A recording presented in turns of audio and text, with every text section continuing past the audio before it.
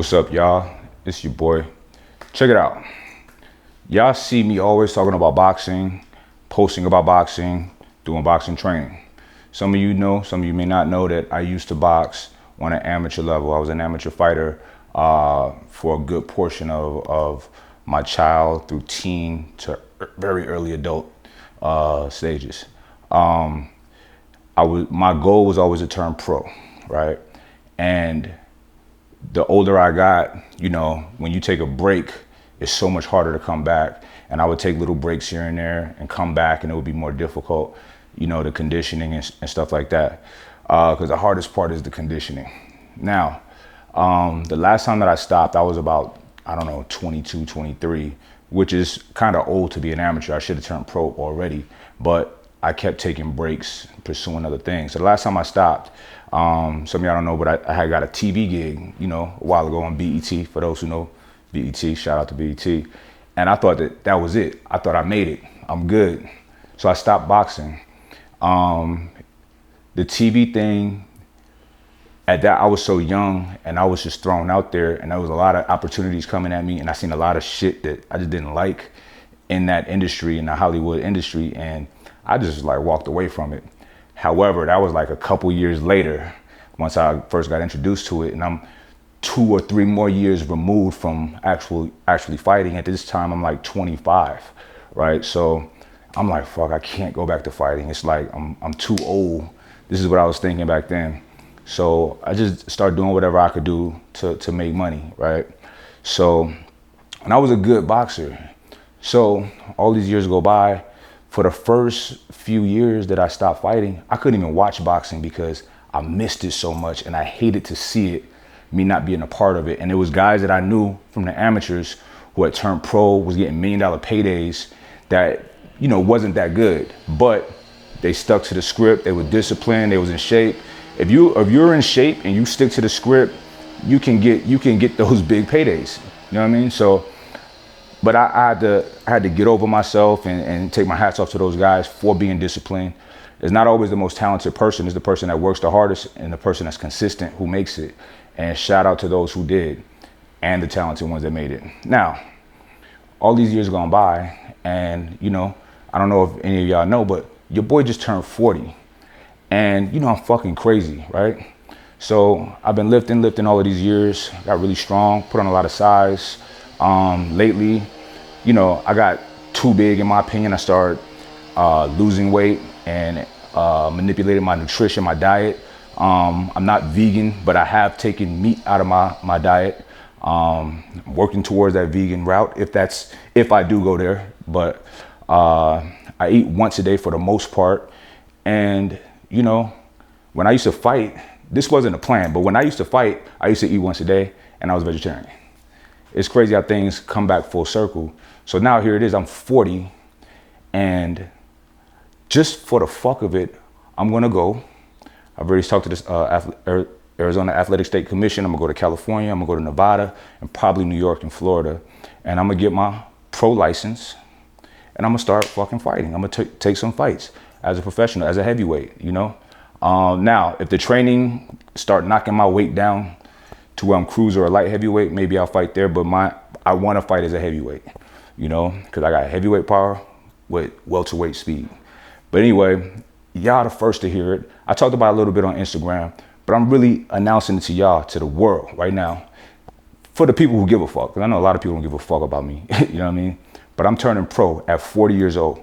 It's not a thing, people don't do that. People retire before 40, you know what I mean? But I'm like, fuck it, I'm gonna put myself to the test. I love the sport. It's so hard, you know, and I know so many fighters, and I'm like, damn, how can I help you? What can I do to help you? What can I do to, you know, to be involved? You know what I mean? And it's a lot that I can do to help guys and girls, because shout out to like Ava Nye. There's a lot of girls out there, pros, that are vicious. But I'm like, you know, we started talking to some people. One of my guys, shout out to Coach Marty. Y'all gonna see him in a minute. But we started talking to people, and people, when they found out I wanted to turn pro, their eyes lit up, like promoters and stuff like that. I'm like, wait a minute. Why don't I just promote my own fight, put other people on a card, and start promoting fights? You know what I mean? So that's the route that I'm going. Promote my own shit. You know what I mean? Unless a really amazing deal presents itself. But you know me, I don't wait for nobody. I don't beg for nobody to do shit for me. I do it myself.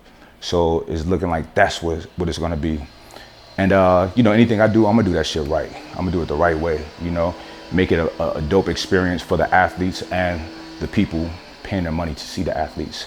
And it is what it is, man. It's never too late to do shit. Will I get fucked up? No. Will I lose? It's a possibility, but it's not about that. It's about me doing something very difficult, returning to a passion of mine, a love of mine, and just going all the way in. How do you go all the way in? I'm gonna do it, you know what I mean? So a lot of people might think it's fucking stupid, silly. It is what it is. I don't give a fuck. It's something that I wanna do. Even if I was to do it without telling people, because initially I was just doing it. And when I told my boy, Coach Marty, he was like, yo, this could be huge. And then I told somebody else and they were like, this could be huge. And then I'm like, I wasn't looking at it like that. I was looking at it like, fuck it. I just need to do it for me, you know? So anyway, if I could bring some entertainment or some motivation to somebody else by doing this, by being 40 and doing this, you know, let's do it. You know what I mean? So it's gonna be a hell of a ride. I'll try to document as much of the training and as much of the process as possible. Fuck it, we might even make a documentary about it. Who knows? You never know. But anyway, just enjoy the shit, because I'm about to enjoy it. You know what I mean? And this is showing y'all that it don't matter where you're at. You can always, you know, whatever age or stage of life you in, you can always lace up your boots, dig in, and do something that you've always wanted to do or that you feel like you should do. It's no limitations. And I have a lot of impediments saying that this is not a good idea, like schedule, kids, this, that, but I'm doing it, you know what I mean? My days are fucking jam-packed. Like, I get up in the morning, take the boys to school, you know, I have a couple hours for me, just work, computer, all of that shit. Today I actually went and got a quick swim in before training. Then I'm gonna go train. And then I gotta get the boys. Then I gotta train them, because I'm my boys' trainer. I'm my boys' coach. There's nobody coaching my boys with me. I'll have other people help and implement things, but I'm their coach, manager, promoter, all of that shit. Take them back, get ready for school for the next day.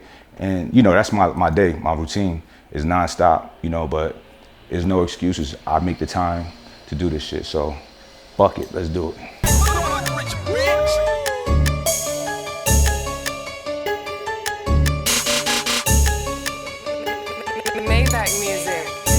Get this guap, baby. See it in my eyes on the prize, money on my mind. Fuck these niggas, let's get this guap. See it in my eyes on the prize, money on my mind. Fuck these niggas, let's get this guap. Talk about distance. Alright? So what we're gonna do is make sure that a person doesn't understand your distance. You understand that there's a line here. He's in this corner. You know that he can't reach you from there. What's the sense in giving too much of an effort? There's not. Okay? You already know what you're going to give him. Everybody from here to China knows that it's right hand that's coming. Put yourself in a position to throw it. Good. No matter what he does, right. It's a right hand. Pow. He goes this way, right hand. He's going this way, right hand. Good. We're just getting set. There's no pressure on you. Okay? You're throwing that jab with just enough distance. Good to keep him in. Good. Give me more left shoulder. Good. More left shoulder. Right hand. Good. Turn the hip. More hip. That's it. Okay? Good. Take a step back. Good. Reach. That's all. Alright? All I chase is the paper. Cartier fucking hater. Pull up in a two-seater with my nigga T Draper. When I throw you two fingers, I do that for true players. SRT right behind me. They stay strapped for them haters. I point them out and they get them. Look how that money did them. Soldieries in my denim. Nigga snakes full of venom. So I got me a viper. Know them bitches gon' feel it. I keep getting this guap. Tell them haters to kill it. I live life to the fullest. I can show you some footage. Now I'm touching the women. I remember I couldn't. Banker be Jewish, paper be stupid. Talking Cat Williams cases. My Jews look foolish. See it in my eyes on the prize, money on my mind. Fuck these niggas, let's get this guap.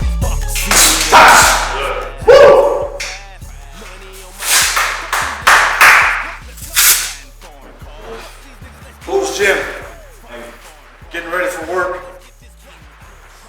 No live feeds. I prefer nobody was here.